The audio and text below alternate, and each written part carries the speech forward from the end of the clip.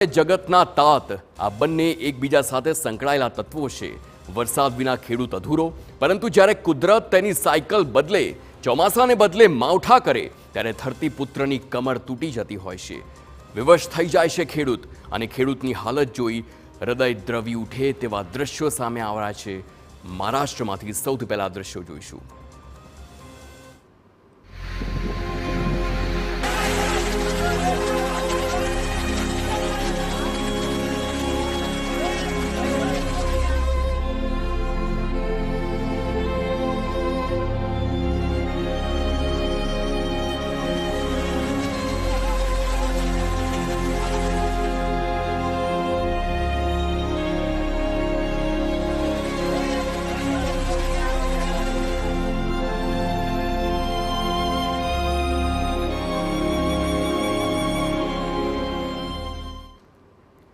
કેટલી આશા અપેક્ષા સાથે ખેડૂતે આ પાક ઉગાડ્યો, તેની લણણી કરી અને હવે સારા ભાવની આશાએ તેને માર્કેટ યાર્ડમાં લાવ્યો, અને ત્યાં જ વરસાદ વેરી બન્યો।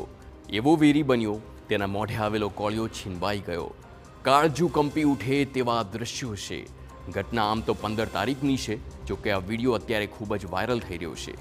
મહારાષ્ટ્રના વાસીમના દ્રશ્યો છે।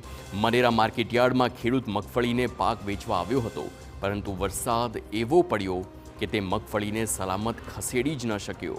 ધોધમાર વરસાદ વચ્ચે જાણે કે પોતાના સંતાનને વહી જતા બચાવતો હોય તેમ તેણે મગફળી પકડી રાખવાનો પ્રયાસ કર્યો।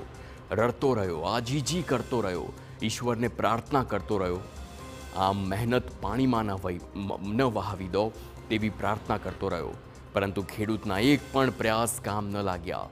મગફળી તેના હાથમાંથી તે સ્થળ પરથી વરસાદના પાણી સાથે વહી ગઈ। માત્ર 40 સેકન્ડનો વિડીયો, પરંતુ 40 સેકન્ડમાં અનેક મહિનાઓની મહેનત કેવી રીતે પાણીમાં ફરી વળી છે તે જોઈને ગમે તેની આંખો ભીની થઈ જાય। કુદરત સામે સૌ લાચાર છે, તેના જ આ દ્રશ્યો છે।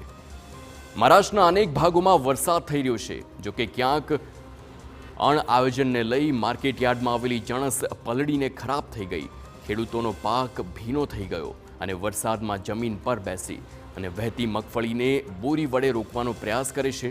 મહામૂલો પાક જ્યારે વરસાદમાં વહી જતો હોય તો કોઈ પણ ખેડૂત આ જ સ્થિતિમાં આવે। ન માત્ર માર્કેટ યાર્ડ, પરંતુ ખેતરમાં પણ પાકની આ જ સ્થિતિ છે। પાક પલળી ગયો, સિઝન આવી છે કે પાક તૈયાર છે, અને ખેડૂતોએ લણણી કરી રાખી છે। કેટલાક માર્કેટ યાર્ડ સુધી પહોંચ્યા હતા, કેટલાક તૈયારીમાં હતા। ખેતરમાં એકઠી કરી રાખેલી પાક હવે આખો જે પાક છે તે નકામો થઈ ગયો છે। કુદરત સામે ખેડૂત અત્યંત દયનીય સ્થિતિમાં મુકાયો છે।